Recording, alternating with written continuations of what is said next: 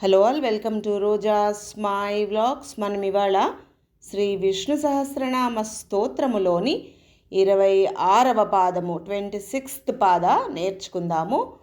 సుప్రసాద ప్రసన్నాత్మా విశ్వధృగ్ విశ్వభుక్ విభో సత్కర్త సత్కృత సాధు జహ్ను నారాయణ నరః.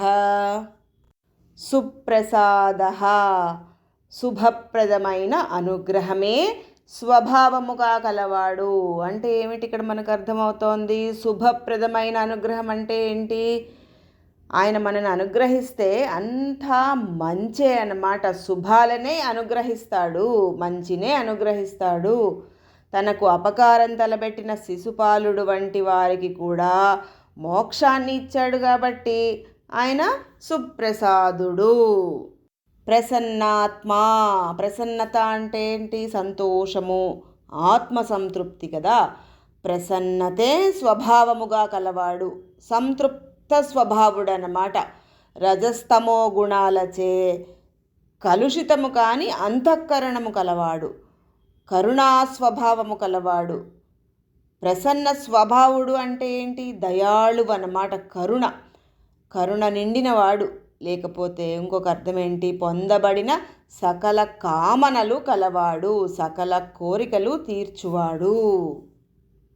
విశ్వధృగ్, తన శక్తితోటి విశ్వాన్ని ధరించేవాడు, విశ్వాన్నంతా కూడా ధరించినవాడు కాబట్టి విశ్వధృగ్.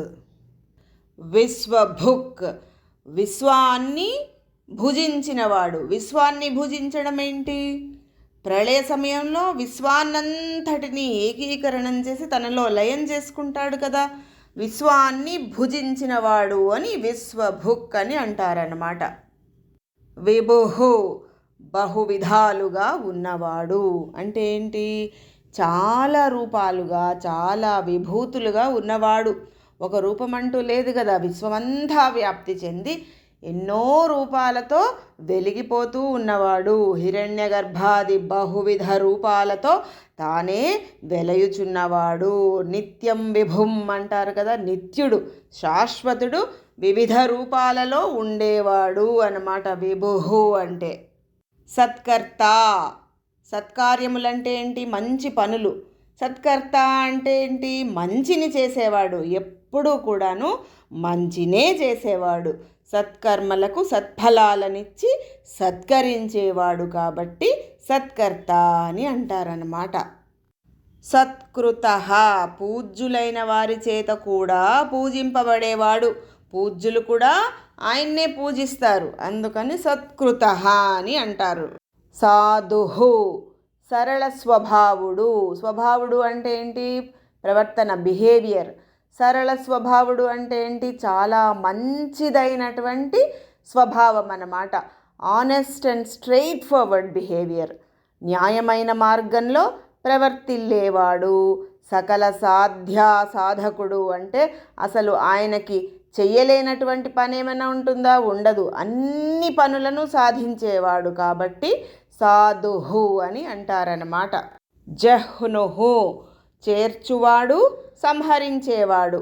ఎక్కడికి ఎవరిని చేరుస్తున్నాడు, ఎవరిని సంహరిస్తున్నాడు? ప్రళయ సమయంలో అన్ని జీవులను తన యందే లీనం చేసుకుంటాడు కదా. ఆ లీనం చేసుకునేటప్పుడు దుష్టులను నిర్జిస్తాడు, సంహరిస్తాడు. తన భక్తులను పరమపదానికి చేర్చేవాడు. జహ్నుహు అంటే అన్నమాట. నారాయణ, సర్వజీవులకు ఆశ్రయమైన వాడు. నారములు అంటే జీవులన్నమాట. ఆయనం అంటే ఆశ్రయమని అర్థము. సర్వజీవులకు ఆశ్రయంగా ఉన్నవాడు కనుక నారాయణుడు. ఈ జగత్తంతటికి బాహ్య అంతరాలలో వ్యాపించి నారాయణుడే ఉన్నాడు. బాహ్యము అంటే బయట, అంతరము అంటే లోపల. మన బాహ్యంలో, మన అంతరంలో కూడా అంతటా ఆయనే వ్యాపించి ఉన్నాడు కాబట్టి నారాయణ అని అంటారన్నమాట. నారాయణాయ, ఈ నామము, ఈ శబ్దం ఎంత గొప్పదంటే నరసింహ పురాణంలో ఏం చెప్తున్నారు? ఓ సాధుజనులైన ధర్మాత్ములారా వినండి, ఈ మంత్రాన్ని ఉచ్చైశ్వర్యంతో నేను చేతులెత్తి చెబుతున్నాను. నారాయణాయ నమః అనే ఈ మంత్రము మాత్రమే జనన మరణాది రూపమై సంసారపు ఘోర విషాన్ని తొలగించగలదు అని నరసింహ పురాణంలో చెప్తున్నారు. అంత గొప్ప నామం అన్నమాట నారాయణాయ అనేది. నరహ నరుడు, జీవుడు, నరునిలో చైతన్యము ఆత్మగా తానే అయి ఉన్నవాడు, చైతన్యంగా ఆత్మగా తానే అయి ఉన్నవాడు కాబట్టి నరహ అంటారు. ఇంకొక అర్థం కూడా ఉంది. నరహ అంటే దాటించేవాడు అని చెప్పబడుతున్నాడు, అందుకని నరహ అంటారన్నమాట. పాదం మొత్తము చదువుదాము.